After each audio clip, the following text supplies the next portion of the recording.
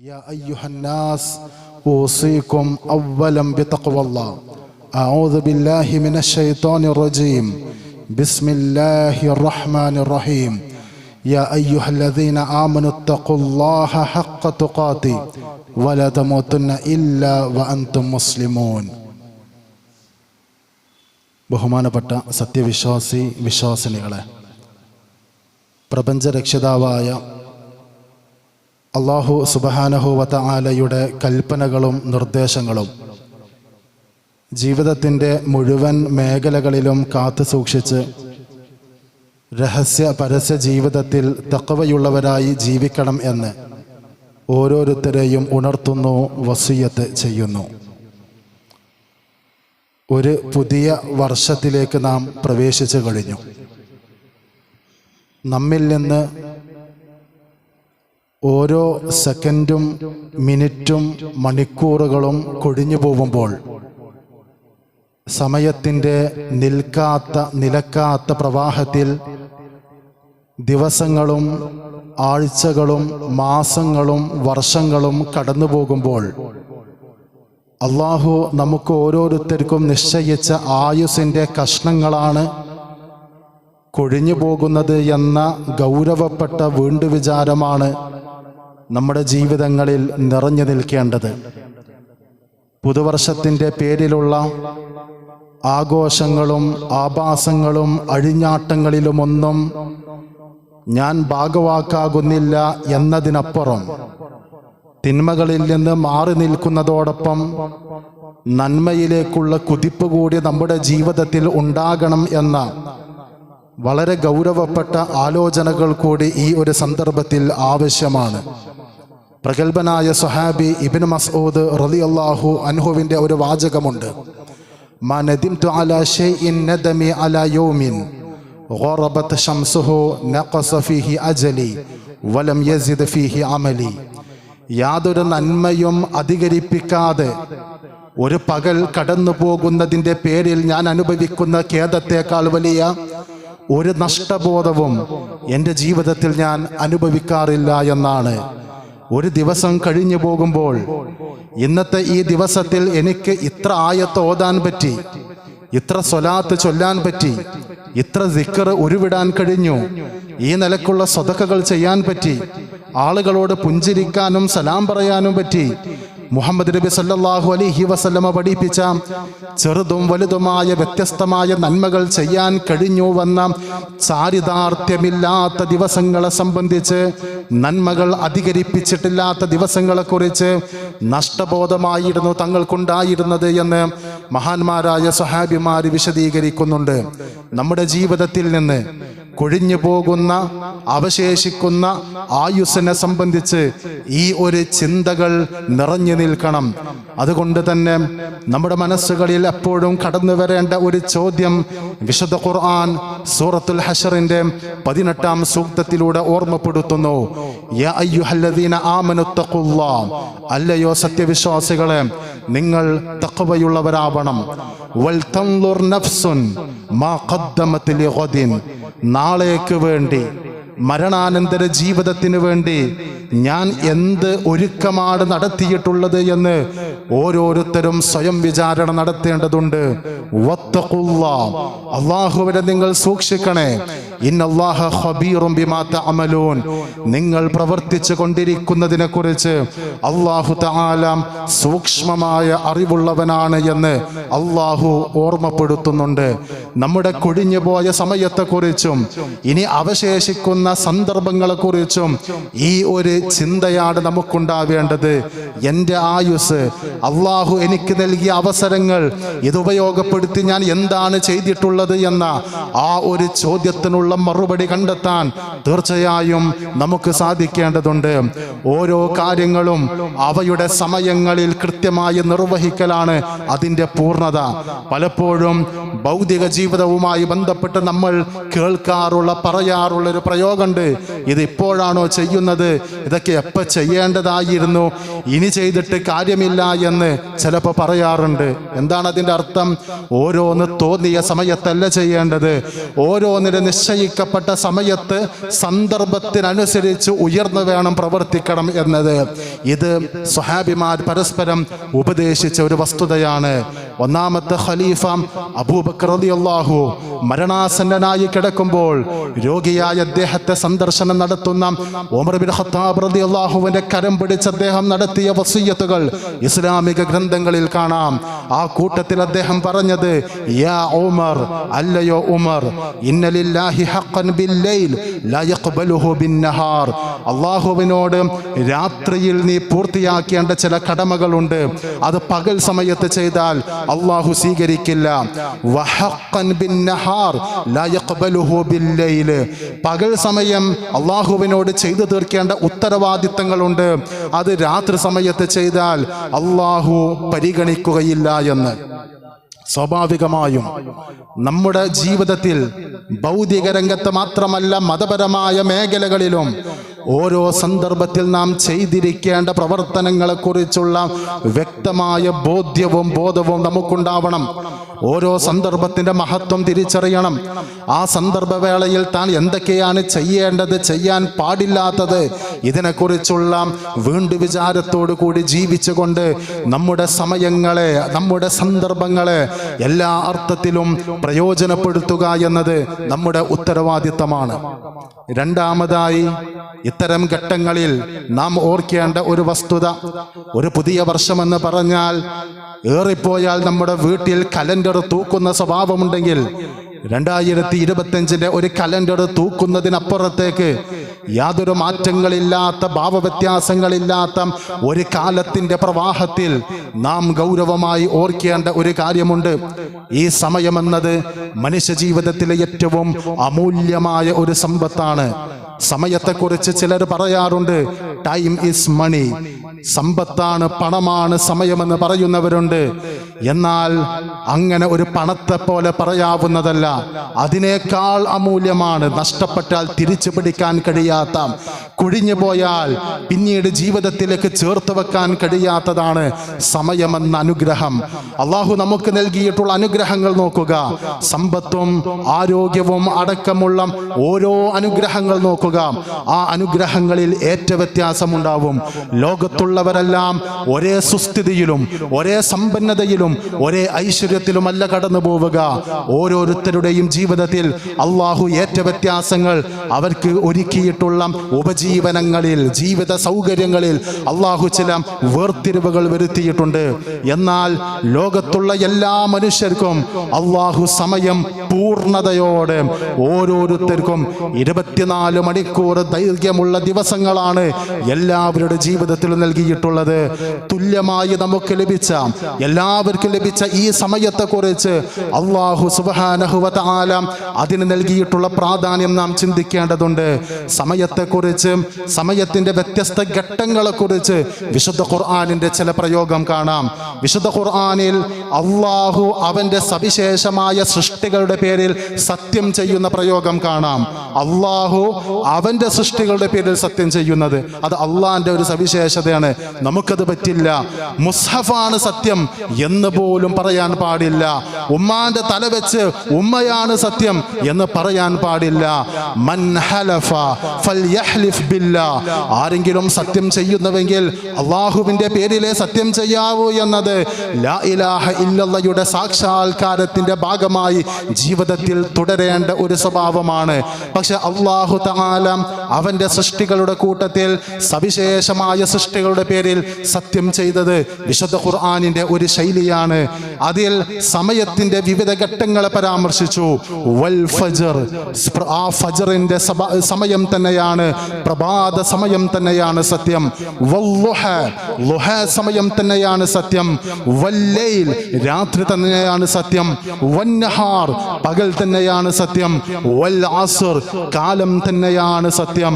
സമയത്തിന്റെ പ്രവാഹത്തിനിടയിൽ കടന്നു വരുന്ന വിവിധ ഘട്ടങ്ങളെ സംബന്ധിച്ച് വിശുദ്ധ ഖുർആൻ നടത്തിയിട്ടുള്ള ഉണ്ടാക്കിയിട്ടുള്ള ഈ ശബ്ദം തന്നെ എത്രമാത്രം സമയത്തിന് പ്രാധാന്യമുണ്ട് എന്ന ഓർമ്മ ബോധ്യപ്പെടുത്തുന്ന ഒരു ചിന്തയാണ് നമുക്ക് നൽകുന്നത്. അതുകൊണ്ടാണ് നബി സല്ലല്ലാഹു അലൈഹി വസല്ലമ ഈ സമയമെന്ന അനുഗ്രഹത്തെ ഫലപ്രദമായി ഉപയോഗപ്പെടുത്തണമെന്ന് പഠിപ്പിച്ചത്. ഇമാം ബുഖാരി റിവായത്ത് ചെയ്യുന്ന ഒരു ഹദീസിൽ കാണാം, നിഅമതാനി മഗ്ബൂനുൻ ഫീഹിമാ കസീറുൻ മിനൻ നാസ്. രണ്ട് അനുഗ്രഹം, അത് എങ്ങനെ കൈകാര്യം ചെയ്യണം എന്ന വിഷയത്തിൽ മനുഷ്യർക്ക് പരാജയം പിണഞ്ഞിട്ടുണ്ട്. ഏതാണ് അനുഗ്രഹങ്ങൾ? അസ്സിഹ, ആരോഗ്യമാണ്. വൽ ഫറാഗ്, ഒഴിവ് സമയമാണ്. തൻ്റെ ആരോഗ്യവും തൻ്റെ ഒഴിവ് സമയവും ആയുസ്സിൽ അല്ലാഹു നൽകിയ മഹാ അനുഗ്രഹങ്ങളെ തുലച്ചു കളയുന്ന, നശിപ്പിച്ചു കളയുന്ന, പാഴാക്കി കളയുന്ന, സമയം പോകാൻ നേരം പോക്കുകളുമായി കഴിഞ്ഞു പോകുന്ന ആളുകളെ സംബന്ധിച്ച് നബി സല്ലല്ലാഹു അലൈഹി വസല്ലം പറഞ്ഞത് മഗ്ബൂൻ, അവർ ചതിക്കപ്പെടുന്നു, വഞ്ചിക്കപ്പെടുന്നു എന്നാണ് വിശദീകരിച്ചിട്ടുള്ളത്. അതുകൊണ്ട് സമയത്തെ നഷ്ടപ്പെടുത്താതെ ഫലപ്രദമായി ഉപയോഗപ്പെടുത്തുക എന്നത് നമ്മുടെ ഉത്തരവാദിത്തമാണ്. മൂന്നാമതായി ഈ വിഷയത്തിൽ നമ്മൾ ചിന്തിക്കേണ്ടത്, തൻ്റെ ആയുസ്സിൽ ഒരു ഘട്ടം കഴിഞ്ഞു പോയാൽ ഞാനത് കൃത്യമായി ഉപയോഗിച്ചില്ല, അള്ളാഹുവിനോടുള്ള ബാധ്യതകളിൽ എനിക്ക് വീഴ്ച പറ്റി, ഇനിയിപ്പോൾ ഞാൻ എന്താ ചെയ്യുക എന്ന് പറഞ്ഞ് ഒരു ഖേദം, ഒരു നിരാശ നമ്മുടെ ജീവിതത്തിൽ ആവശ്യമില്ല.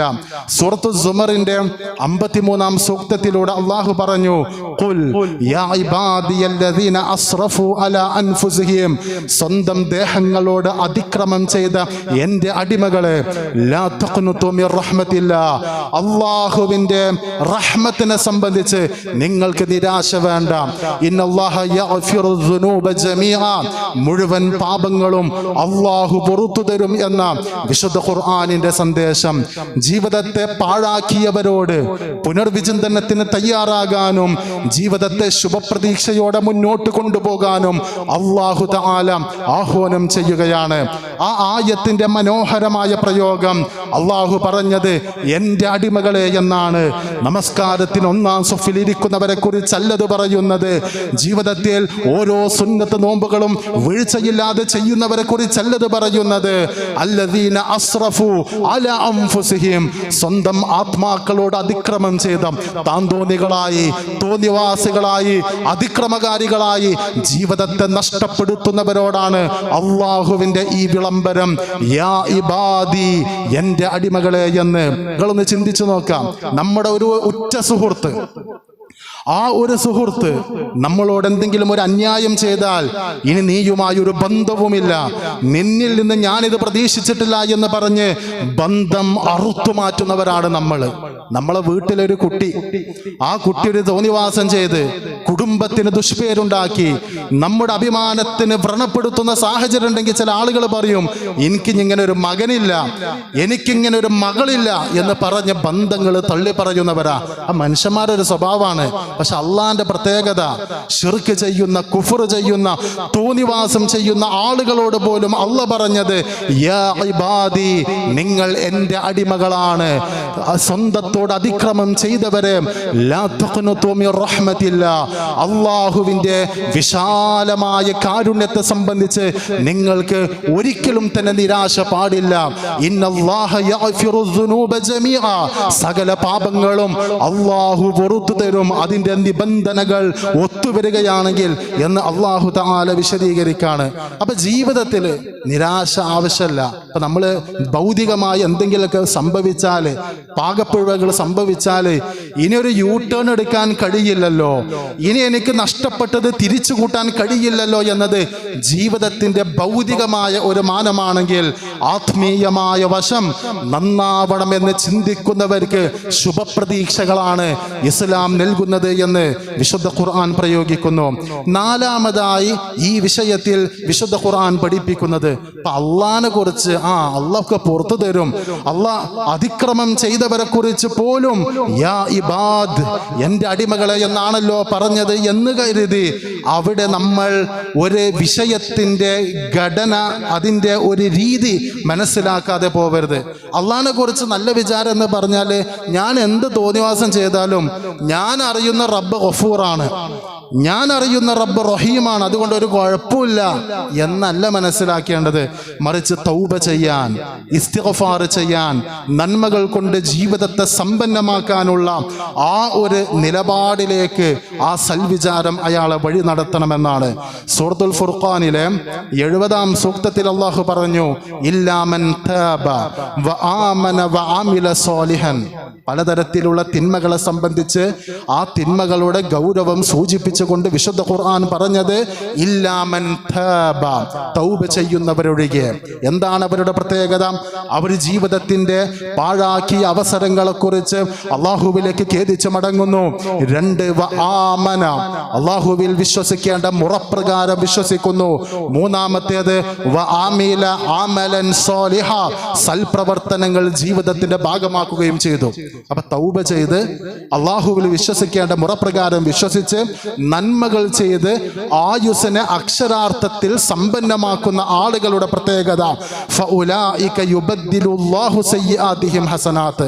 അള്ളാഹ് അവരെ ഇനി ചെയ്യുന്ന നന്മകൾ സ്വീകരിക്കുമെന്ന് മാത്രമല്ല, അവരെ ജീവിതത്തിലെ പഴയ തിന്മകളെ അള്ളാഹു നന്മകളായി രൂപാന്തരപ്പെടുത്തുമെന്ന്. എങ്ങനെയാണത്? ഒരാൾ വ്യഭിചരിച്ചു, പിന്നീട് അയാൾ തൗബ ചെയ്താൽ ആ വ്യഭിചരിച്ച തിന്മയുടെ സ്ഥാനത്ത് ഇസ്തിഗ്ഫാറും തൗബയും മഗ്ഫിറത്തുമാണ് നന്മയായി രൂപാന്തരപ്പെടുന്നു. ജീവിതത്തിൽ ഒരു വ്യാഴവട്ടക്കാലം പലിശയുമായി മദ്യപാനിയായി തോന്നിവാസിയായി ജീവിച്ച ഒരാൾ പിന്നീട് അയാൾ നല്ല ഒരു ജീവിതം, മാന്യമായ ജീവിതം നടത്തുന്നുവെങ്കിൽ പണ്ട് നീ പിഴച്ചവനായിരുന്നു, അതിൻ്റെ പേരിൽ നിനക്കൊരിക്കലും രക്ഷയില്ല എന്നല്ല. ആ ചെയ്ത തിന്മകൾക്ക് പിന്നാലെ തൗബ ചെയ്ത് നന്മകാരിയായി ജീവിച്ചാൽ ആ തിന്മകളെല്ലാം നന്മകളായി മാറും എന്ന മനോഹരമായ പ്രതീക്ഷകളാണ് വിശുദ്ധ ഖുർആൻ നമുക്ക് സമ്മാനിക്കുന്നത്. അപ്പൊ നമ്മൾ ഒരു കലണ്ടർ വർഷം, ഗ്രിഗോറിയൻ കലണ്ടർ, അതിങ്ങനെ പുതിയൊരു വർഷത്തിലേക്ക് പ്രവേശിക്കുമ്പോൾ ഈ ഒരു മനോഭാവവും മാനസിക നിലപാടുമാണ് നമുക്കുണ്ടാവേണ്ടത്. ഇസ്ലാമിക ചരിത്രത്തിൽ ഒരു സംഭവം കാണാം. ഫുളൈൽ ഇബ്നു അയ്യാദ്, അദ്ദേഹം ഒരു താബിഉ-താബിആണ്, അഥവാ സ്വഹാബത്തിന്റെ കാലം കഴിഞ്ഞ തലമുറക്ക് താബിഈങ്ങളെന്നും അതിന് തൊട്ട് ശേഷമുള്ള തലമുറയെ സംബന്ധിച്ച് തബഉ-താബിഅ അല്ലെങ്കിൽ താബിഉ-താബിഅ എന്ന് പറയും. ആ തലമുറയിൽപ്പെട്ട ഫുളൈൽ ഇബ്നു അയ്യാദ് ഒരു വ്യക്തിയുമായി നടത്തിയ ഒരു സംസാരം ഇസ്ലാമിക ഗ്രന്ഥങ്ങളിൽ കാണാം. അദ്ദേഹം ഒരാളോട് ചോദിക്കാണ്, കം അത്തത അലൈക്, എനിക്ക് എത്ര വയസ്സായി? അയാൾ പറഞ്ഞു 60 സന, 60 വയസ്സായി. അപ്പൊ അയാൾ മറുപടി പറയാണ്, فأنت منذ 60 سنة تسير إلى ربك يوشك أن تبلغ. അപ്പൊ കഴിഞ്ഞ 60 വർഷമായിട്ട് നീ അള്ളാഹുവിലേക്ക് എത്തിക്കൊണ്ടിരിക്കുകയാണ് എന്ന് പറഞ്ഞാൽ മരണത്തിലേക്ക്, ആയുസ് ഇങ്ങനെ പിന്നിട്ട് നീ മരണത്തിലേക്ക് എത്തിക്കൊണ്ടിരിക്കുകയാണ്. കാരണം ഈ 60 വയസ്സെന്നൊക്കെ പറഞ്ഞാൽ ഈ ഉമ്മത്തിന് അള്ളാഹ് നിശ്ചയിച്ച ഒരു ശരാശരി പ്രായമായി നബി സല്ലല്ലാഹു അലൈഹി വസല്ലമ പരിചയപ്പെടുത്തിയത് 60-70 ഇടയ്ക്കുള്ള പ്രായമാണ്. അപ്പൊ ആ സമയത്ത് ഫുളൈൽ ഇബ്നു അയ്യാദ് സംസാരം കേട്ടപ്പോ ഒരു തത്വജ്ഞാനിയെ പോലെ ഇയാളിങ്ങനെ പ്രതികരിക്കാണ്, ഇന്നാ ലില്ലാഹി വ ഇന്നാ ഇലൈഹി റാജിഊൻ. നമ്മൾ അള്ളാന്റെ അടുത്തുനിന്നാണ്, അള്ളാഹുലേക്ക് തന്നെയാണല്ലോ നമ്മൾ മടങ്ങണത്. ഇതിലിപ്പോ നിങ്ങൾ പറഞ്ഞതിലിപ്പോ എന്താ പുതുമ എന്ന് ചോദിക്കും. അപ്പൊ ഫുളൈൽ ഇബ്നു അയ്യാദ് പറയാണ്, അതഅരിഫു തഫ്സീറഹു, ഈ ഇന്നാ ലില്ലാഹി വ ഇന്നാ ഇലൈഹി റാജിഊൻ എന്ന ഇതിന്റെ ഒരു ആശയം എന്ത്, ഇതിന്റെ ഒരു വിശദീകരണം എന്ത് എന്ന് നിനക്കറിയോ? എന്നിട്ട് അത് പറഞ്ഞു കൊടുക്കുകയാണ്, അന ലില്ലാഹി അബ്ദുൻ വ ഇലൈഹി റാജിഊൻ, ഞാൻ അള്ളാഹുവിന്റെ അടിമയാണ്, അവനിലേക്ക് മടങ്ങും. ഫമൻ അലിമ അന്നഹു ലില്ലാഹി അബ്ദുൻ വ അന്നഹു ഇലൈഹി റാജിഊൻ ഫൽയഅലം അന്നഹു മൗഖൂഫുൻ. താൻ അള്ളാഹുവിന്റെ അടിമയാണ്, അള്ളാഹുവിലേക്ക് മടക്കപ്പെടേണ്ടവനാണ് എന്ന് മനസ്സിലാക്കിയ ഒരാൾ തിരിച്ചറിയേണ്ടത്, ഓർമ്മ നഷ്ടപ്പെടാതെ ഓർക്കേണ്ടത് ഫഅന്നഹു മൗഖൂഫുൻ, അയാള് അള്ളാഹുവിന്റെ മുമ്പിൽ നിർത്തപ്പെടും എന്ന് അവൻ ഓർക്കണം. വമൻ അലിമ അന്നഹു മൗഖൂഫുൻ ഫൽയഅലം അന്നഹു മസ്ഊലുൻ, അള്ളാഹിന്റെ മുമ്പിൽ നിൽക്കണമെന്ന് പറഞ്ഞാൽ അള്ളാഹുവിന്റെ വിചാരണയുമുണ്ട് എന്ന് അയാൾ ഓർത്തിരിക്കണം. വമൻ അലിമ അന്നഹു മസ്ഊൽ ഫൽയുഇദ്ദ ലിസ്സുആലി ജവാബ, അള്ളാഹിന്റെ വിചാരണ ഉണ്ട് എന്ന് ബോധ്യമുള്ള ഒരാള് അള്ള വിചാരണ ചെയ്യുമ്പോൾ ആ ചോദ്യങ്ങൾക്ക് ഉത്തരം നൽകാൻ കൂടി സജ്ജമാകണം. അല്ലാതെ അങ്ങനെ അള്ളാൻ്റെക്കാണ് മടക്കെന്ന് പറഞ്ഞിട്ട് കാര്യമല്ല. ഈ ഓർമ്മ ഉണ്ടാവണം, അള്ളാഹുവെങ്കിൽ മൗഖൂഫാണ്, മസ്ഊലാണ് എന്ന ഓർമ്മയുണ്ടാകണം. അപ്പൊ ഇയാൾ ചോദിക്കാണ്, ഫമൽഹീല, 60 വയസ്സായി, ഇനി ഇപ്പൊ എനിക്ക് എന്താ ചെയ്യാനുള്ളത്, എനിക്ക് ഇനിയിപ്പോ ചെയ്യാനുള്ള ഒരു കുറുക്ക് വഴി എന്താണ്? അദ്ദേഹം പറഞ്ഞു, അത് എളുപ്പമാണ്. എന്താണത്? തുഹ്സിൻ ഫീമാ ബഖിയ യുഗ്ഫർ ലക മാ മള. നിനക്ക് അവശേഷിക്കുന്ന ആയുസ്സിനെ നീ നന്മക്ക് വേണ്ടി പ്രയോജനപ്പെടുത്തിയാൽ കഴിഞ്ഞു പോയ കാലത്തെ തിന്മകൾ അള്ളാഹു നിനക്ക് പുറത്തു തരും. പക്ഷെ ഇതിനൊന്നും തയ്യാറാവാതെ ഇനിയും മൂത്ത് നരച്ചിട്ടും നന്നാവേണ്ട എല്ലാ ലക്ഷണങ്ങൾ ജീവിതത്തിൽ വന്നിട്ടും ഒരാള് പിന്നെയും തിന്മയാണ് ചെയ്യുന്നതെങ്കിലോ നല്ല കാലത്ത് ചെയ്തതും ഇനി ചെയ്യാൻ പോകുന്നതുമായ സകല തിന്മകളുടെ പേരിലും അള്ളാഹു നിന്നെ പിടികൂടും, നീ ശിക്ഷിക്കപ്പെടും എന്ന്. അത് ഈ ആയത്തുമായി ബന്ധപ്പെടുത്തിക്കൊണ്ട് പണ്ഡിതന്മാർ വിശദീകരിക്കുന്ന ഒരു സംഭവമാണ്. അത് നന്നാവാൻ നമ്മൾ തീരുമാനിച്ചാൽ കഴിഞ്ഞു പോയ തിന്മകൾ നമ്മൾ ചെയ്ത തൗബയുടെ ഇസ്തിഗ്ഫാറിന്റെ ജീവിതത്തിൽ അധികരിപ്പിക്കുന്ന നന്മകളുടെ പോരിശ കാരണത്താൽ, അള്ളാഹുവിന്റെ മഹത്തായ ഫളും റഹ്മത്തും കാരണത്താൽ അള്ളാഹു തആല അതിൻ്റെ സ്ഥാനത്ത് നന്മകളായി രൂപാന്തരപ്പെടുത്തുമെന്നാണ്. അപ്പൊ ഈ നിലക്ക് സമയത്തെക്കുറിച്ച് നമുക്കുണ്ടായിരിക്കേണ്ട ഈ ഒരു വീണ്ടും വിചാരം, ഈ സമയം കൊഴിഞ്ഞു പോകുന്നത്, ഇപ്പൊ നമ്മൾ ഒരാളോട് എത്രയായി സമയം എന്ന് ചോദിക്കാണ്, അയാൾ വാച്ചിലോ മൊബൈലിലോ നോക്കി ആ സമയം പറഞ്ഞ് നമ്മൾ ആ സമയം കേൾക്കുമ്പോഴേക്ക് ചോദിച്ച സമയം കടന്നു പോയിട്ടുണ്ട്. ആരെയും കാത്തിരിക്കാതെ സമയം അതിൻ്റെ പ്രവാഹം നടത്താണ്. അപ്പൊ ഇതൊക്കെ നമ്മളെ സമയം ഇങ്ങനെ പോവാണ്. ഞാൻ കഴിഞ്ഞ ഖുതുബയിൽ പറഞ്ഞ പോലെ മൊബൈൽ ഫോണിൽ ചാർജ് കഴിഞ്ഞാൽ നമുക്ക് ചാർജ് നിറക്കാം, എന്നിട്ട് ഒരു 8-10 മണിക്കൂർ ചാർജ് നിൽക്കും എന്ന് നമുക്ക് പ്രതീക്ഷിക്കാം. നമ്മുടെ വാഹനത്തിൽ എണ്ണ കഴിഞ്ഞാൽ ഫുൾ ടാങ്ക് അടിച്ചാൽ ഒരു 500 കിലോമീറ്റർ പോകും എന്ന് നമുക്കൊരു അനുമാനത്തിലെത്താം. ഒരു ബാറ്ററി വീട്ടിലുള്ള ക്ലോക്കിൻ്റെയോ റിമോട്ടിൻ്റെയോ ബാറ്ററി മാറ്റിയാൽ ഇനി ഇത് ഇത്ര കാലം ഉപയോഗപ്പെടുത്താം എന്ന് നമുക്ക് പറയാം. റീഫില്ല് ചെയ്താൽ, ടോപ്പപ്പ് ചെയ്താൽ, റീചാർജ് ചെയ്താൽ ഇനി എത്ര ഓടും എന്ന് നമുക്ക് പറയാം. പക്ഷെ നമ്മുടെ കാര്യം എത്രയുണ്ട് നമുക്കറിയില്ല. നമുക്ക് ആകെ അറിയണത് കഴിഞ്ഞത് എത്രയാണ്, കൊഴിഞ്ഞു പോയത് എത്രയെന്ന് മാത്രമേ നമുക്കറിയുള്ളൂ. അതുകൊണ്ട് നമ്മുടെ നിയന്ത്രണത്തിലല്ലാത്ത നമ്മുടെ ജീവിതത്തിലെ ഓരോ താളങ്ങൾ വളരെ കൃത്യമായി നമ്മൾ പ്രയോജനപ്പെടുത്തണം. അല്ലാഹു സുബ്ഹാനഹു വ തആല തിരിച്ചറിവോടുകൂടി ജീവിക്കുവാൻ നമുക്ക് തൗഫീഖ് നൽകി അനുഗ്രഹിക്കുമാറാകട്ടെ.